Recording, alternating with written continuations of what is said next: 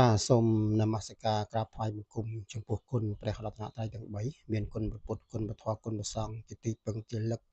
ថ្ងៃនេះខ្ញុំបកករណាបានធ្វើនៅវីដេអូមួយដើម្បីស្រាយនៅចម្ងល់ដែលបងប្អូនដែលបានសួរនៅក្នុង Channel YouTube របស់ខ្ញុំណាថ្មីឈ្មោះតម្រាខ្មែរដោយសំណួរថ្ងៃនេះមានការសួរលើកឡើងអំពីវល្លិចងឯងបាទប៉ុន្តែមុននៅខ្ញុំគណៈធ្វើការបកស្រាយគឺសូមធ្វើការខន្តីអភ័យទោសចំពោះបងប្អូនដែលបានយកវីដេអូខ្ញុំទៅបង្កើត Channel ថ្មីណាបាទក៏សូមចិត្តណាបាទសូមដកវិញទៅណាក៏សូមឈប់ទៅខ្ញុំខូច Channel មួយហើយដោយសារតែបងប្អូនយកទៅណាអញ្ចឹងក៏សូមខន្តីអភ័យទោសក្រុមហ៊ុន YouTube គេមិនអនុញ្ញាតដោយសារវីដេអូខ្ញុំទៅមាន Channel ច្រើនអញ្ចឹងណាបងតែខ្ញុំខូច Channel មួយអស់រាប់រយវីដេអូដែលខ្ញុំកណាបានសន្សំមកប្រហែលឆ្នាំអញ្ចឹងខ្ញុំកណាសូមធ្វើការអភ័យទោសសូមបងប្អូនកុំយកទៅទៀតណាបាទដោយសារឲ្យខ្ញុំអត់មានអីពេលធ្វើច្រើនអញ្ចឹងទៅណាបាទឲ្យស្ដាយនៅកម្រងវីដេអូបាទសង្ឃឹមថាក្រោយនេះបងប្អូនឈប់យកណាបាទសូមអធិស្ឋានហើយខ្ញុំកណានឹងធ្វើការបកស្រាយតាក់ទងជាមួយនឹងវល្លិចងឯងបាទពីបុរាណនិយាយអំពីទំនៀមប្រពៃណីព្រលឹងដូនតាទៀតហើយបាទគឺតាក់ទងនឹងជំនឿអរូបីដែលរួមផ្សំជាមួយរូបីអញ្ចឹងអរូបនឹងបានន័យថាពពួកព្រលឹងវិញ្ញាណហើយរូបនឹងមិនថាដើមឈើរុក្ខជាតិសត្វអីទេគឺជារូបបាទអញ្ចឹងរួមផ្សំបញ្ចូលគ្នាទៅជំនឿរូបីហើយនិងអរូបីវិញជាធ្លុងតែមួយខ្ល้ายជាវត្ថុស័ក្តិសិទ្ធិដ៏មានឫទ្ធិមានតេជះមានបារមីបាទរុក្ខគឺគេជឿថាមានច្រើនប្រភេទណាស់នៅលើទឹកដីនៃប្រទេសខ្មែរដ៏អច្ឆរិយស័ក្តិសិទ្ធិនេះដោយសារប្រទេសយើងបានកកើតនៃរុក្ខជាតិទាំងអស់នឹងដោយសារអង្គមហាមុនីឥសីលោកបំបាចនៅក្របពូជតែឧបដឹកឡើងដោយអំណាចនៃសិលបារមីមហាមុនីឥសីរុក្ខដែលជាអង្គនៃស្ដេចថ្នាំអញ្ចឹងរុក្ខទាំងអស់នឹងខ្លះទៅគួរកើតបំលែងទៅជាបញ្ញាទៅនាងពួនទៅជាវល្លិចងឯងទៅជាឈើមានវិញ្ញាណមានព្រលឹងទៅជាប្រទាលទៅឲ្យមានច្រើននៅក្នុងនឹងបាទពុកម៉ែបងប្អូនបាទចឹងតាមទំនៀមប្រពៃណីជំនឿរបស់ដូនតាកត់ត្រាតាមចាស់បុរាណលោកបានផ្ដាំឬក៏បន្សល់ទុកមកខ្ញុំមកណាខ្ញុំក៏បានដឹងខ្លះតាក់ទងជាមួយនឹងរឿងរ៉ាវរបស់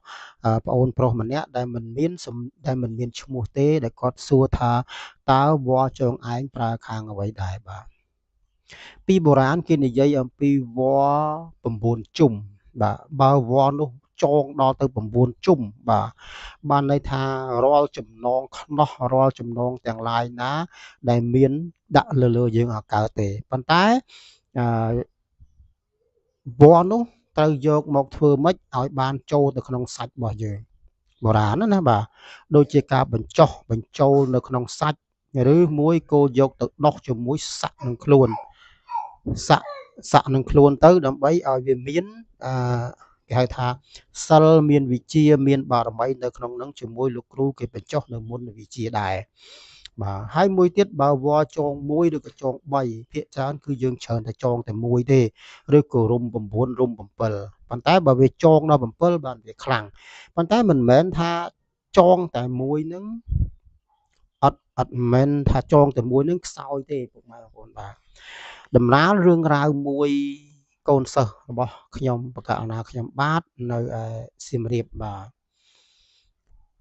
កូនសិស្សខ្ញុំបកណាហ្នឹងគឺថាជាមនុស្សធម្មតាទេប៉ុន្តែគាត់មានគេថាបំណុលឬក៏មានបញ្ហាគ្រួសារនឹងជាច្រើនរងទុក្ខលំបាកការប្រកបមុខរបរនឹងក៏បានខ្លះទៅក៏មិនបានខ្លះទៅក៏ជួបបញ្ហាច្រើនរាត្រីថ្ងៃមួយគាត់បានទៅរកឃ្មុំពេលនោះក៏បានមាននិមិត្តអំពីលោកតាបោះឥសីសក់សហ្នឹងដែលលោកជាអ្នកទុដងនៅក្នុងគេថាព្រៃសមាគមលោកក៏បានមកនិមិត្តយល់សពឲ្យគាត់ថាចូលចៅឯងទៅទិសឦសានពេលចូលដល់ព្រៃហ្នឹងធ្វើដំណើរទៅទិសឦសានទៅចៅនឹងបានរបស់ទុកមកជារបស់មង្គលយកមកថែរក្សាសុខស្រួលទៅពេលនោះកូនសិស្សហ្នឹងក៏បានធ្វើដំណើរទៅដល់ទៅជួបនឹងវល្លិមួយចងរៀងដូចជាលេខ8បាទគឺចងឯងដូចជាលេខ8ចឹងបាទពេលដែលគាត់យករបស់នោះមកហើយគាត់បានថ្វាយបង្គំ តាមប្រពៃណីជំនឿរបស់ដូនតាទៅហៅថាកិច្ចបង្គ្រប់ដើម្បីគេហៅថាបង្គ្រប់កិច្ចក្នុងការដែលយើងមិនបានត្រៀមសម្ភារៈទៅបាទគាត់ក៏បានកាប់យកវល្លិនោះមកទុកនៅផ្ទះចាប់ពីពេលដែលគាត់ទទួលបានរបស់ស័ក្តិសិទ្ធិនឹងមកគាត់ក៏មានជីវភាពមានភាពប្រែប្រួលសំណុកសុខសប្បាយតរៀងទៅប៉ុន្តែនៅក្នុងនោះលោកក៏បានបណ្ដាំលោកក៏បានបញ្យល់ថាចូលកូនយករបស់នេះទៅត្រូវមានភាពមេត្តាហើយហាមមានការប្រមាថទើបកូនបានសុខសប្បាយគាត់ក៏លះបង់នៅការផឹកស្រាគាត់ក៏លះបង់នៅការប្រមាថកាតជាវាយកូនចៅទៅគាត់ក៏បានទទួលលាភទទួលជ័យសិរីយមង្គលមានលាភមានជ័យទើសពថ្ងៃនេះទៅបាទពុកម៉ែបងប្អូនបាទនេះហើយដែលខ្ញុំបកណាចង់បញ្ជាក់ថាអនុភាពនៃវល្លិជោងឯងតែមួយក៏មានប្រសិទ្ធភាពមានបារមីខ្លាំងក្លាដែរប៉ុន្តែរឿងរ៉ាវទាំងអស់នេះក៏មានជនខលខូចមួយចំនួនអ្នកដែលស្រឡាញ់លុយអ្នកដែលចង់បានក៏បានទៅលួចចងវាទុកមួយឆ្នាំ2ឆ្នាំវល្លិនោះមកចាប់ផ្ដើមដោះឡើងយើងមើលឃើញស្នាមកាច់ចងទេពេលនោះហើយក៏យកមកលក់ធ្វើជាវល្លិចងឯងបាទកន្លែងនេះណាពុកម៉ែបងប្អូនបាទអានឹងគេហៅថាមនុស្សកាច់ឬក៏មនុស្សធ្វើរឿងនេះខ្ញុំបកណាក៏ធ្លាប់មានចម្ងល់ហើយក៏មានរឿងខុសចិត្តហើយក៏មានរឿងចង់សោចដែរបាទប៉ុន្តែសុំឆ្លងតិចណាបាទមានបរិសម្នាក់គាត់ដាក់លក់ខ្នាយកាច់ក្នុងតម្លៃ$500ខ្នាយកាច់របស់ជ្រូកបាទអ្នកនោះគាត់ទៅលឺភ្លាមទិញមកឲ្យខ្នាច់កាច់តាមទៀតទិញមកបាទហើយសួរនាំទៅທາງខ្នាយហ្នឹងកាច់មែនអត់បាទបងខ្នាយហ្នឹងខ្នាយកាច់បាទក៏បានទិញទៅត្រឹមត្រូវដល់ពេលហើយទិញបានហើយយកទៅឲ្យអ្នកជំនាញមើលបាទអ្នកជំនាញដែលជាមិត្តភ័ក្ដិហ្នឹងគេយកមកថាសម្លាញ់ខ្នាយបោះសម្លាញ់ឯងហ្នឹងគឺជាខ្នាយដែលមនុស្សកាច់ទេមិនមែនជ្រូកកាច់ទេគាត់ខឹងហ្មងគាត់ខឹងតូងហ្មងគាត់ថាមិនសមណាកុហកបោកប្រាស់គាត់អញ្ចឹងទេបាទគួរណាស់តែនិយាយប៉ាប់ត្រង់ថាតើខ្នាយនេះមនុស្សកាច់ឬក៏ជ្រូកកាច់ប៉ុន្តែគាត់ពេលដែលគាត់ទិញហ្នឹងគាត់អត់យល់ទេគាត់អត់ចាំគាត់ស្ដាប់អត់អស់ន័យគេគាត់ថាខ្នាយកាច់តែគេមិនបានបញ្ជាក់ថាខ្នាយនោះមនុស្សកាច់ឬក៏ជ្រូកកាច់ទេហើយមករករឿងគេវិញគេថាបងរាល់វីដេអូដែលខ្ញុំនិយាយពីបងគឺរឿងថាខ្នាយនេះខ្ញុំវាមិនដឹងថាអ្នកណាកាច់ទេតែគ្រាន់តែដឹងថាខ្នាយហ្នឹងខ្នាយកាច់ហើយមិនដឹងថាជ្រូកកាច់ឬក៏មនុស្សកាច់ទេប៉ុន្តែវាត្រូវបានកាច់យ៉ាងស្អាតបែបហ្នឹងហើយក៏ខ្ញុំទទួលថាខ្នាយហ្នឹងវាពិតជាបាក់កំណាត់អញ្ចឹងមែនបានន័យថាជាខ្នាយកាច់មានចប់គេថាចប់តម្រេះចប់យោបល់គ្នាគ្រាន់តែបានថាវាជាខ្នាយកាច់តែមិនមែនគ្នាជាអ្នកកាច់ទេ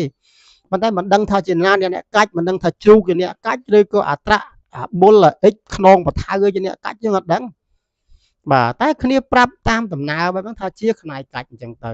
បាទនេះជំរាបបងប្អូនដល់ពេលអញ្ចឹងហួសចិត្តនឹងនិយាយថាម៉េចបើយើងចង់បានយើងស្រឡាញ់បាទប៉ុន្តែមិនមែនថារបស់ហ្នឹងប្រើមិនកើតទេយើងយកឲ្យគ្រូឧបស័យឧបដឹកអីចឹងទៅក៏អាចតិចជុំអញ្ចឹងដែរបាទឥឡូវយើងត្រឡប់មកវិញអំពីវល្លិចងឯងវល្លិចងឯងគឺអញ្ចឹងដូចគ្នាបាទគឺយើងសម្រាប់យកមកគោរពបូជាតិចជុំសុខដុមរមនាធម្មតាពពួកវល្លិចងឯងនេះមិនមែនមានតែបាំងបត់ទស្សបារមីទេក៏មានព្រលឹងព្រាយព្រាយភ្នំព្រាយអរុកអរិយអីចឹងទៅឬក៏ព្រាយអនាថានៅដូចគ្នានៅពេលដែលយើងទៅយកដែលគេមិនបានសុំទៅឬទៅយកដែលគេមិនបានឲ្យហើយយើងទៅសុំយកមកបើគេមិនបានឲ្យអ្នកនោះក៏មិនប្រកាសថាជាមនីអីសីដែរហើយបើគេឲ្យក៏មិនប្រកាសថាជាមនីអីសីដែរក៏ជាតួអង្គអ្នករក្សាសិលអីក៏អ្នកដាច់សង្វែងនៅកណ្ដាលព្រៃហ្នឹងក៏មានដែរហើយក៏យកមកជាសំណុកសុខសប្បាយបណ្ដាបើយើងកាន់បានក៏ចេះតែរីកចម្រើនបើកាន់មិនបានក៏ចេះតែឲ្យទោសឲ្យពៃយើងទៅតាមនឹងដែរណាទៀតណាបាទអញ្ចឹងក៏យើងត្រូវមានពិធីពលីការ ត្រឹមត្រូវដូចជាមានខ្សែចងនៅលើវល្លិហ្នឹងហើយយកទៅឲ្យគ្រូគេមើលឲ្យបានត្រឹមត្រូវរៀបចំទៀនធូបម្លូស្លាបបរិយយកមកចូលផ្ទះរៀបសធរដងបៃសីផ្កាម្លិះអីហ្នឹងផ្កាឈើអីហ្នឹងទាំងវាយគ្រូបាជាយើងហើយយកគាត់ចូលដាក់មាត់មកកន្លែងសិនហើយធ្វើពិធីកិច្ចឲ្យបានត្រឹមត្រូវទៅតាមប្រពៃណីទំនៀមក្បួនបុរាណខ្មែរយើងប្រាប់តាំងពីជំនាញផ្ទះម្ចាស់ទឹកម្ចាស់ដីស្រែកជ័យខុសឲ្យបានត្រឹមត្រូវទើបយើងយកចូលមកដាក់នៅក្នុងផ្ទះយើងដើម្បីស្វែងរកលៀបស្វែងរកជ័យសិរីសួស្តីជ័យមង្គលប៉ុន្តែភាគច្រើនខ្មែរយើងមិនសូវបានបំពេញបងប្អូនខ្លះមួយចំនួនមិនសូវបានបំពេញទៅតាមកិច្ចនៃប្រពៃណីបុរាណទេច្រើនតែយកមកដាក់ផ្ទះដាក់ហើយមិនដឹងដាក់ហើយមិនយល់ដាក់ហើយមិនដឹងថាមានអ្វីនៅទីនឹងទេអញ្ចឹងហើយចេះតែយកមកចេះតែរក្សាចេះតែធ្វើទៅធម្មតាទៅបានផលខ្លះមិនបានផលខ្លះទៅតាមទំនៀមធម្មតាអញ្ចឹងទៅអ្នកខ្លះទៅក៏បាននិមិត្តឲ្យយល់ឲ្យឃើញឲ្យដឹងថាត្រូវធ្វើអីអញ្ចឹងទៅអ្នកខ្លះថាអូក៏បានរបស់នេះប្រើខាងចេះមានមនុស្សស្រីមានមនុស្សប្រុសអីគេមកថែរក្សានៅក្នុងហ្នឹងទៅបាទអញ្ចឹងបានថាថ្ងៃនេះខ្ញុំបកណាខ្ញុំបាទសូមជម្រាបដល់ពុកម៉ែបងប្អូនបាទបើយើងមិនបានដឹងយើងទៅសុំយើងទៅយកពីក្នុងព្រៃមកត្រូវមានការប្រុងប្រយ័ត្នដែរការទៅយករបស់គេជួនកាលគេឲ្យយើងទេបើសិនជានៅក្នុងរយៈពេល3ខែយូរបំផុតទៅ3ខែគឺមានហេតុភេទកើតឡើងយើងទៅសម្គាល់ឆ្លោះគ្នាមានបញ្ហាក្រុមគ្រួសារមនុស្សធ្លាប់តែស្រឡាញ់អុកល្អើនរោស៊ីកំពុងតែឡើងបែរជាធ្លាក់ចុះហើយបញ្ហាសុខភាពអត់សូវល្អដេកយូរសពមានរឿងរ៉ាវអានោះជាកិច្ចប្រផ្នូលមិនល្អទេគួរណាស់តែរកគ្រូមើលឬក៏យកយ៉ាងម៉េចយកចេញពីផ្ទះដូរទៅជារឿងផ្សេងអញ្ចឹងទៅណាបាទដូរម្ចាស់ដូរអីទៅដើម្បីផ្នូរយករបស់អីមកវិញដើម្បីជាមានលៀបមានជ័យឲ្យគ្រូបាអាចារ្យគេបោះកំរោលចងឡើងទើបជារបស់ដែលមង្គលនាំមកនៅសេចក្តីសុខសេចក្តីចម្រើនចូលមានដល់ក្រុមគ្រួសារបាទអញ្ចឹងចម្លើយដែលខ្ញុំបកណាឆ្លើយទៅសម្រាប់បងអូននៅមានច្រើនទៀតប៉ុន្តែដោយសារបើយើងនិយាយច្រើនអស់ទៅនោះវាច្រើនណាស់បាទតាមពីអសត់ផងតាមពីដេញខ្មោចផងវល់ទម្លុះតាក់ចងឯងវល់អីមានច្រើនប៉ុន្តែនេះខ្ញុំគ្រាន់តែលើកឡើងជាសង្ខេបប៉ុណ្ណឹងដើម្បីឲ្យបងអូនបានយល់អំពីវិធីកិច្ចនិងការសួរណាហើយនឹងការប្រើនៃវល់ចងឯងនឹងហើយខ្ញុំបកណាគ្រូសិក្ខាក៏សំខាន់តែភ័យទោសរកកំហុសឆ្គងទាំងឡាយបើមានការលះលួសកន្លែងណាហើយជូនពរពុកម៉ែបងប្អូនឲ្យជួបប្រសពតែសេចក្តីសុខសេចក្តីចម្រើនខ្ញុំបកណាសូមគោរពសូមជម្រាបលាបាទ